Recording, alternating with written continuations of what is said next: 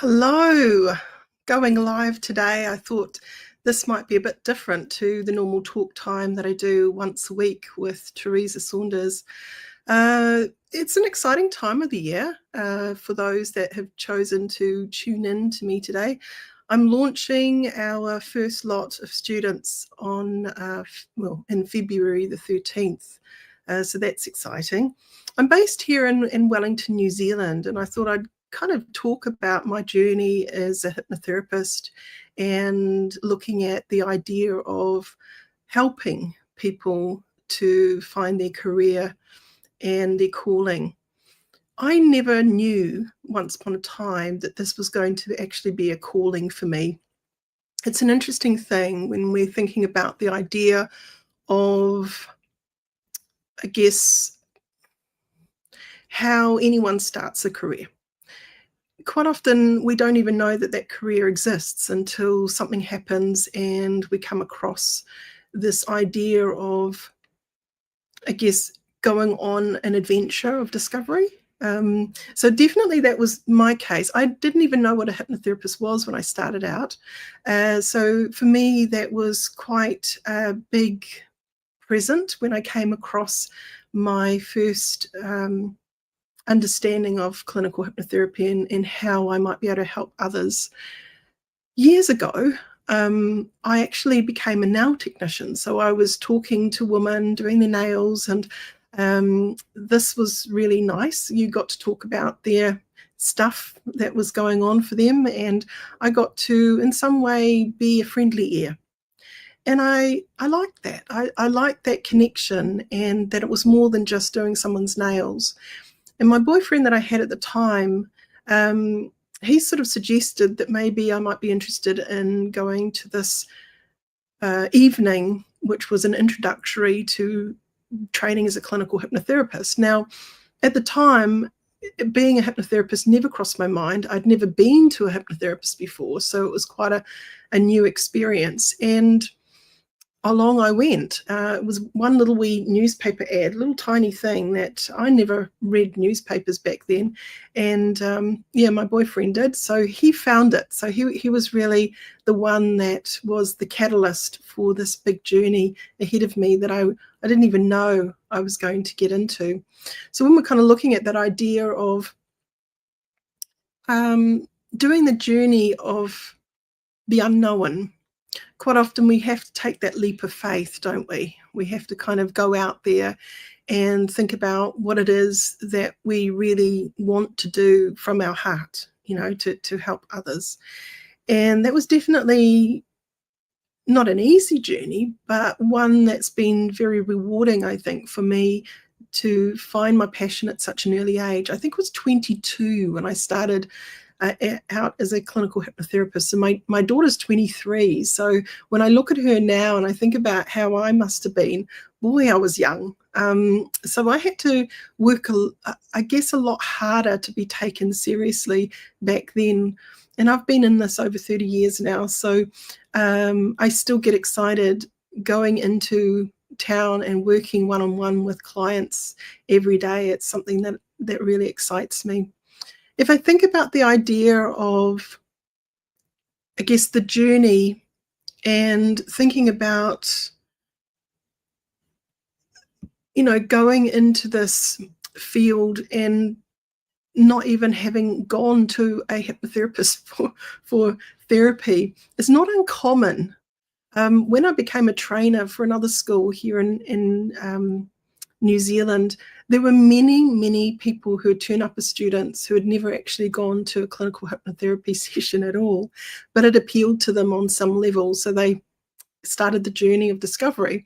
I find that with Reiki students too. Many people come to learn Reiki 1, and actually they've never actually had a Reiki session or healing session before. So I find that quite interesting, but it's definitely something that your heart somehow knows what it's meant to do, even if you haven't had an actual experience of going to a therapy that you might think, oh, I could be doing this. Like any hypnotherapist, we're all a bit different, and the way that we might journey the client might be different. So when I think about the eclectic range of students that I've had over the years and how different they are and the kind of clients that they would attract versus maybe clients that I might not attract, this is important to have a lot of different personalities out there doing something they love and helping to connect with the community in a really meaningful way. And I think that's what hypnotherapy is really good with. It has an eclectic range of ways that you can work with a client. So going back to my first experience, I went to this evening introduction and there was something in me, it just felt right. And I started to cry, I started to tear up. And I couldn't wait to join. I couldn't wait to begin the journey in learning how to become a hypnotherapist. And so off I went and I started the course, and I was the youngest one there.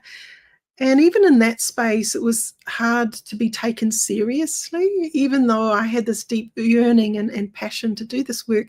It took a bit to be part of that class and for them to even contemplate that I might actually set up a business. But I was already in business, so being self-employed wasn't much for me. That taking that leap of faith and doing things that you really want to do, I think that was always part of my DNA.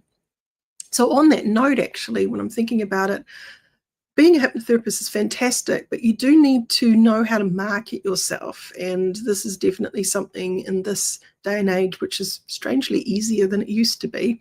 I remember I had to reserve my space in the yellow pages. And for those that the yellow pages are not a thing, this was an annual book that would come out and it would be delivered to every household and every business.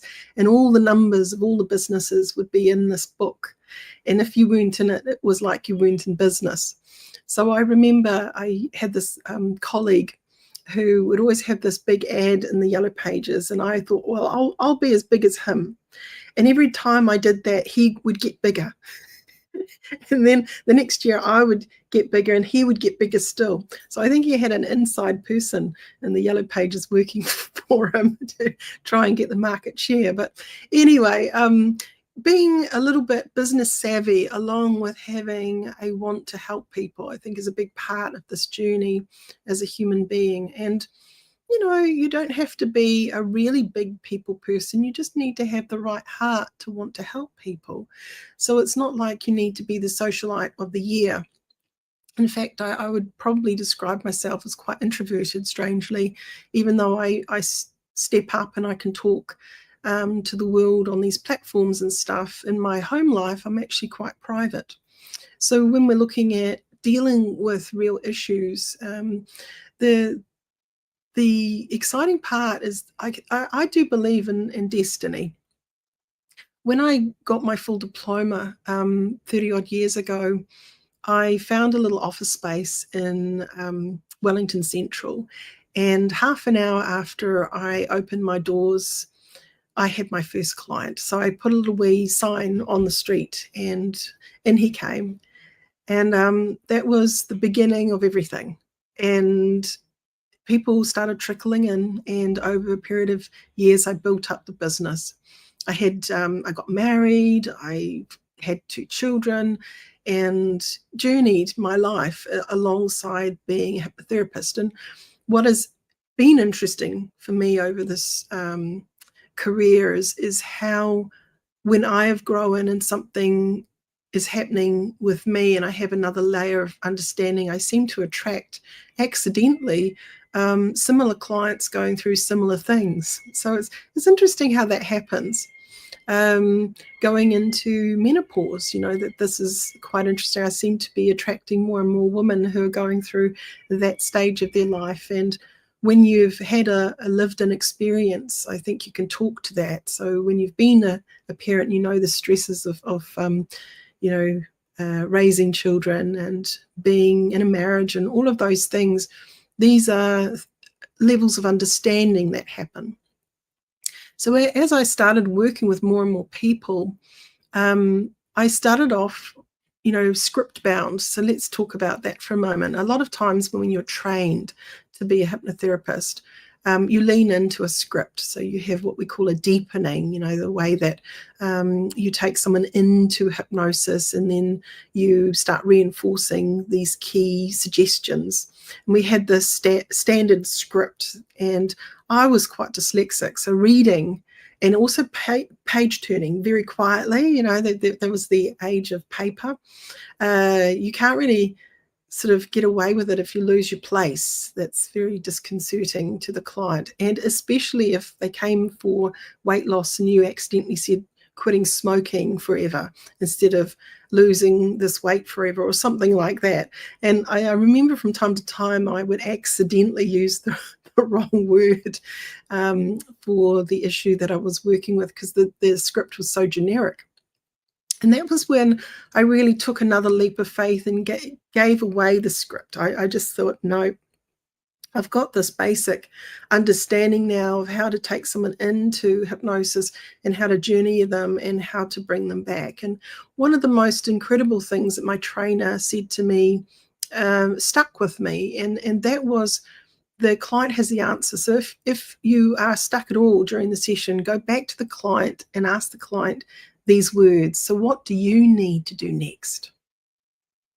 What do you need to do next? And I think that is a big part of understanding when we're thinking about the idea of, having faith in your craft. The more I've worked with people, the more agile I became as a therapist, and the more tools I started to collect along the way. So every time I would go to a conference and someone would talk about how they work with certain types of clients and what techniques they were using, I would come away very excited, ready to incorporate that into my sessions with people, and it would lock in. And over the years, I came to a point where I was invited to do some smoking cessation sort of introduction for a class that were learning how to become hypnotherapists. And that was a specialty of mine, actually, working with smoking cessation. So off I went, and I didn't realize that that was actually an interview to see whether I would like to be one of their trainers. So 9.5 years after training with that school, ushering, various students through, I left with the idea that I wanted to create my own school and really start from a position of, what do I feel students are missing and what would I like to do to remedy that?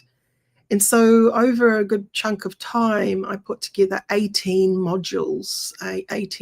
So it's a 1,000-hour diploma course that meets the standards from the Australian Hypnotherapy Association and the New Zealand Association of Professional Hypnotherapists here in New Zealand. So not only in Australia, that they really have high standards. They expect all of their courses to be 1,000 hours or more. Whereas the standard around the globe actually for hypnotherapy training is around 600 hours, 550 to 600, and usually 120 face-to-face, like clinical demonstration, go away play, that kind of thing. So that's where I got sort of into thinking, what do I want students to really understand? So by the time they finish that diploma, they have the confidence in their skills enough to set up as a clinical hypnotherapist in a proper practice.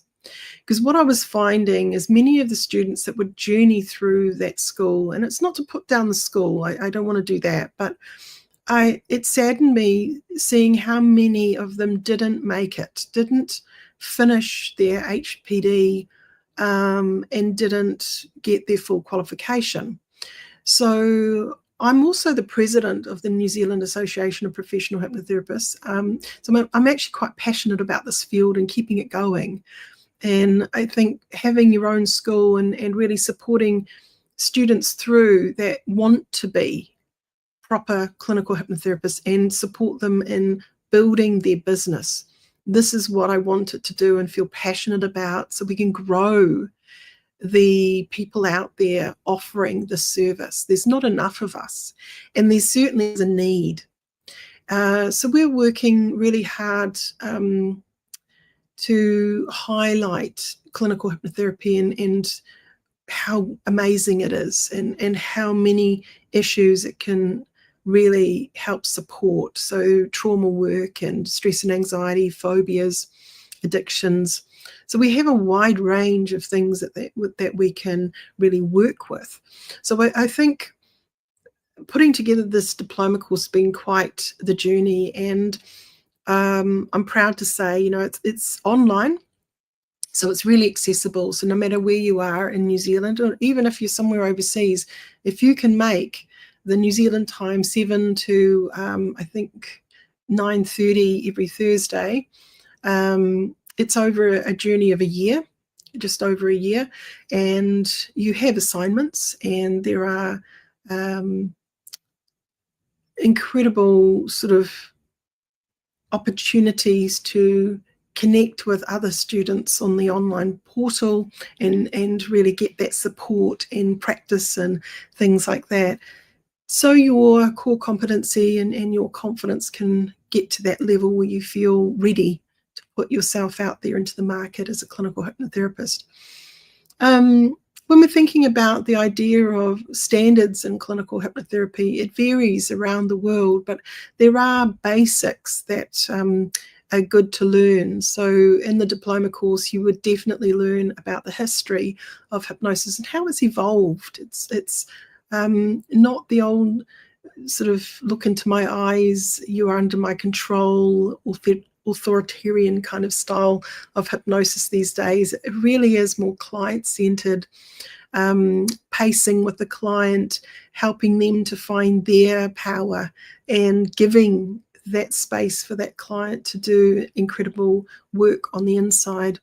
Knowing how to do that and helping the client to join their own dots is a big part of more modern approach to clinical hypnotherapy. A lot of times people think, I'm not going to be sort of in control of myself, which is not true. You are going to be aware of the person talking to you, whoever's guiding you through that process. You'll also be asked to participate. So it's really important that the client understand it's not you go to sleep, wake up, and everything's fixed and they don't have to do anything. They have to turn up too. They have to do the work inside and engage their imagination in certain ways. Not everyone will find this career a right fit, and I get that. And people sometimes do. They do the journey, they learn tools, and then they go, no, I'd rather be doing this other work, and that's okay. And at least I know it, and if I ever needed to use it, that's fine. I really hope that I do attract more people who are passionate about doing this full time. And I'm probably one of the more rare hypnotherapists over the years that have had a full-time practice. So I don't do anything else. I see clients, and at the moment there's a bit of a downturn in the market, and a lot of people don't have a lot of money to come see a hypnotherapist, but I'm still surviving, and it is a nice career, and it's a very rewarding career. If I'd been a standard counsellor and not so solution focused, I don't think I would have stuck to working with people over this 30 plus years. It would have been quite heavy work, I think. But what makes it really rewarding as a hypnotherapist, you go away and you see the client transform. And it feels really nice at the end of that session to know that something amazing shifted for the client, their understanding of themselves or how they're going to go about things. So when we're kind of looking at that idea, it is important to sort of think when you're working with a client, the most important thing as a therapist is knowing how to listen empathetically, to have a positive regard for that client, belief that they have a way that they can resolve this. I think it's nice to be a cheerleader in the space and hold that space in that way.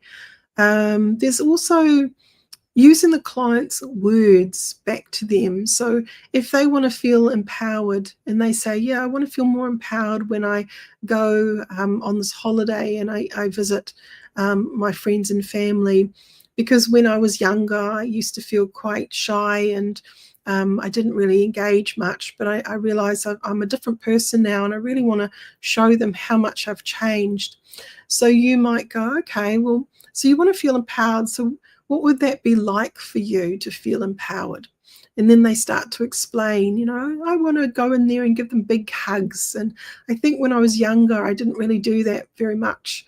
And I want to ask them more about how they are, because probably I've been a bit self-centered and I haven't really tuned in and worked out, maybe they might need to be asked how's it going and what's going on with them, rather than only talking about myself. So I want to be empowered and mindful about going about that. So as a hypnotherapist, I might go, okay, so this person wants to feel empowered but stay mindful around really checking in with their loved ones and not being the center of attention, but being strong and assertive enough to ask really nice questions and make that authentic connection. So as we journey through into the hypnosis, I might simply say, I want you to imagine landing and seeing your family there, and they're smiling and you're smiling, and just notice your body language, how powerful it is, and notice how wonderful you feel as you see them and you connect with them mindfully. So I start to enable or elicit the same language that they might be giving to me. So when we're looking at that idea of utilization, this is another thing that a lot of hypnotherapists do engage in with a client session: utilization of the client's world, client's understanding, client's wishes, dreams, aspirations, and their language. Language is very magical, and the conversation, the story that the client has is either a sort of helping them or hindering them, depending on the nature of the story. So if they've got a doomsday story on and they've got a fear or phobia, there needs to be something that happens in that session between the beginning of that session to the end where that story is transformed into a better one. But you're not, as a therapist, forcing your story onto them. It is really important to learn the art of asking really amazing questions, which is part of the diploma course, is, understanding the difference between open-ended questions, leading questions, closed questions, when we would or wouldn't use them. We learn a lot of language patterns, and this can also help to really challenge a client potentially if they're in a belief structure that isn't helpful, how to challenge that client to help them break away from that cycle of thinking and help them to reframe that thinking. But it's not about you reframing it all for them. It's about knowing how to support that client through their own reframing process. And I think that is a really powerful tool to have in a therapeutic setting. So, we've had students who have got other modalities, so they may be counsellors or psychologists or psychotherapists. They just want to add hypnotherapy to their toolkit, which is amazing, that this is really cool. And it can be really nicely segued in to a session without always the client understanding the power of conversational hypnosis. So not all hypnosis is with your eyes closed. And I think that's something that is useful to understand, that every conversation you sort of come into, and if you're in rapport, meaning you've got that trust between you and that other person, and ideas are forming, that person is in hypnosis, that they've got a focused state of mind for a period of time, and they're joining dots, they're joining and connecting neurosynapses in the brain and stimulating new ideas of ways that they're going to do things differently. So when we're looking at that idea of learning It's exciting, this 18 module journey. If you wanted to check it out, you can visit the website nzach.ac.nz, and we have the curriculum breakdown. We've got all of the events, the times that we have the Thursday evening sessions that you can come along.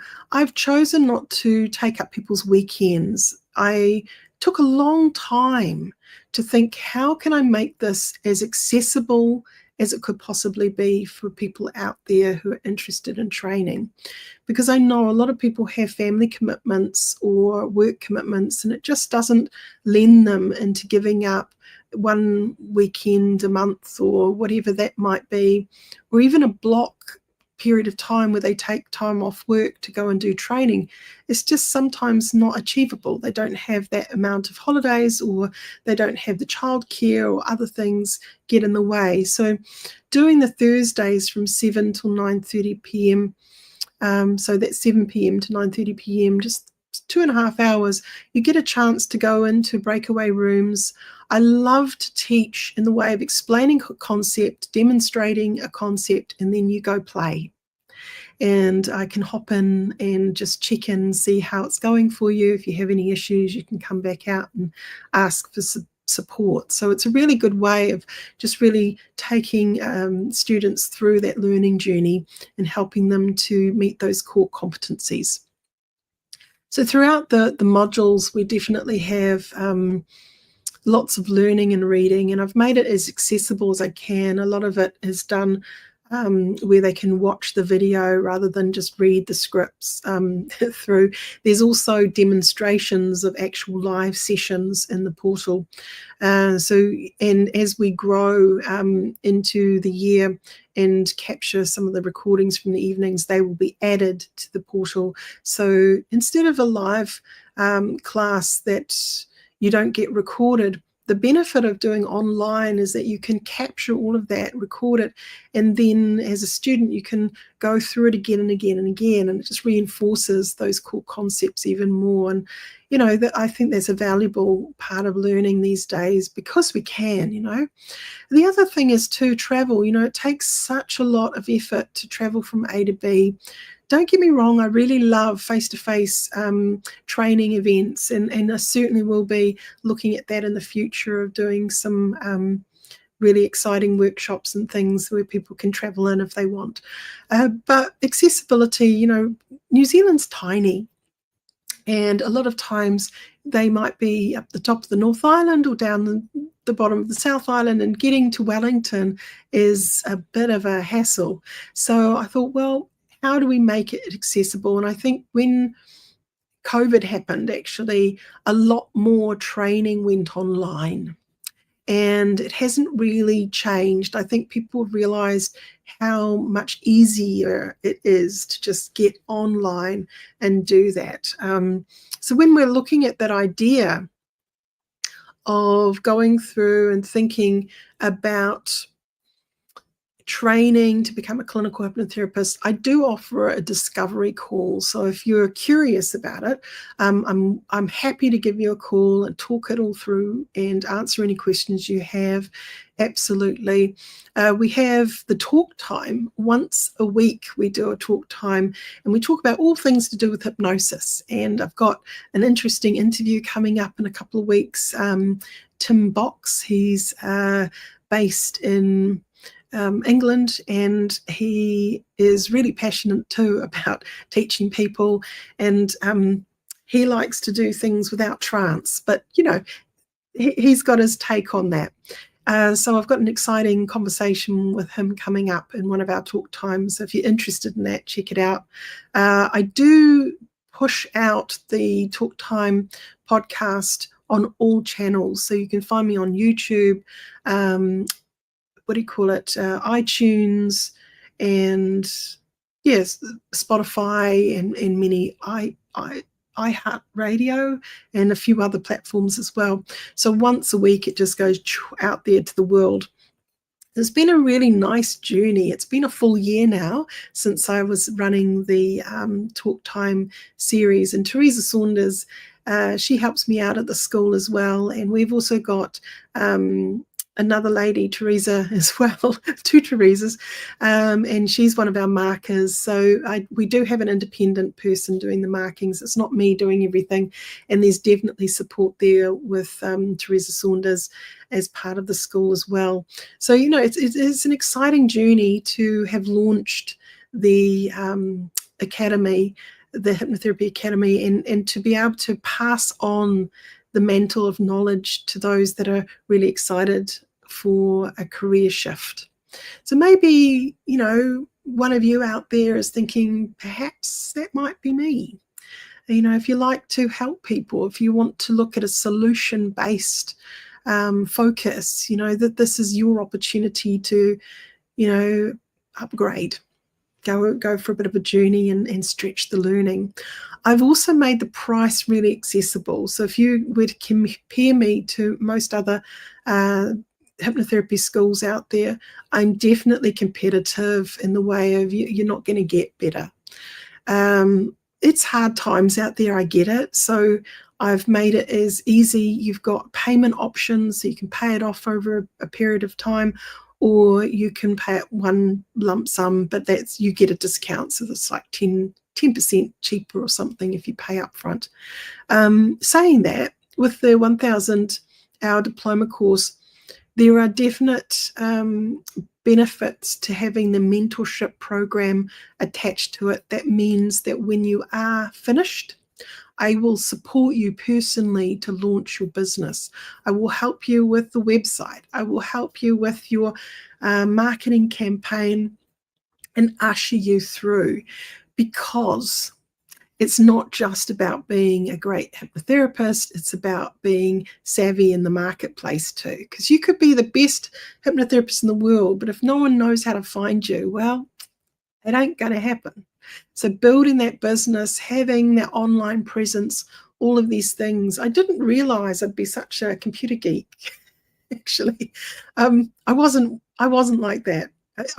When I started, computers weren't a thing, right? We just had typewriters. We didn't have computers. And now, you know, we wouldn't go without one. So it can certainly help people gain confidence over using social marketing and getting their name out there. If you're curious about actually going and having a session and seeing what a hypnotherapist does, I'm available. So you can visit my website, meredithmccarthy.com, and make a booking with me. I see people all over the world. I do Zoom sessions and face-to-face. So if you happen to be in Wellington area and you want to come in personally and sit down, this is my office behind me. I've got 2 seats and this is the hypno chair. So yeah. If you're wanting to kind of have a bit of a journey and see whether it's your cup of tea, whether you could imagine yourself doing that too, feel free to do the booking online, and I'd be most happy to support you through that. I think it was quite an incredible moment during my learning as a student of hypnotherapy. I remember stepping up in front of the class and going on this regression session, and it was such a moving, shifting experience. I had snot, no joking. I had snot. It was a string of snot that touched the floor. The tears and the emotion of journeying what I'd lost as a child growing up, and the deep feelings that occurred, but also the shift and the healing that came of that.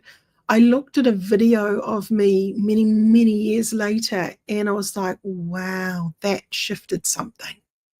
I wasn't the same person after that journey, and I think that gave me a lot of faith in how profound a clinical hypnotherapy session can be, because I've lived it. I've lived that shift in myself.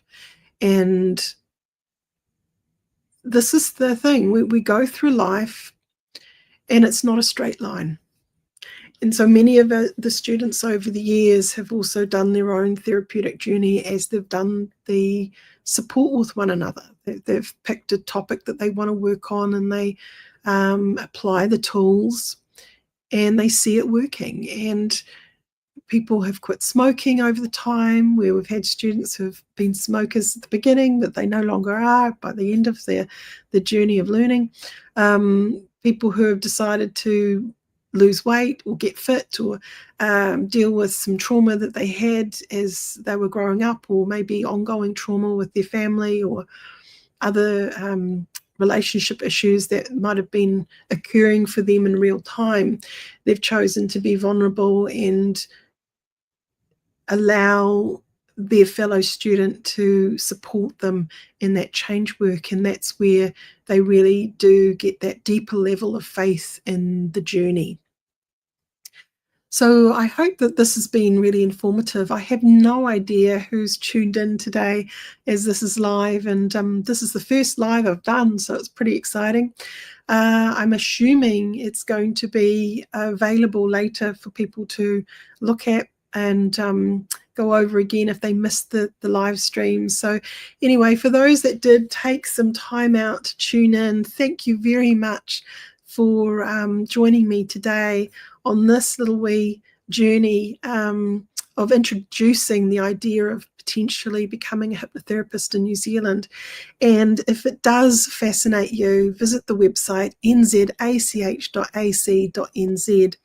And our first class for this year will be the 13th of February at 7 p.m. So if you are wanting to sign up, I do offer a 30-day money-back guarantee. So if you go and you pay your money and you're not happy, and you go on the portal and you see what I've got there for your learning and your journeying, and you go, nah, this isn't my thing, that's fine. I will give you back your money.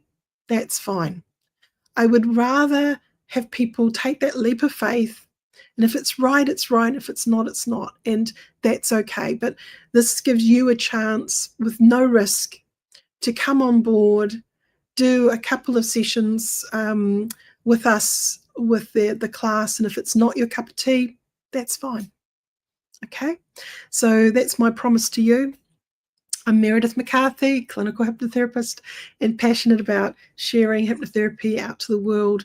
I hope this has been informative to you, and if you want to, you can follow me on YouTube and sort of like and subscribe.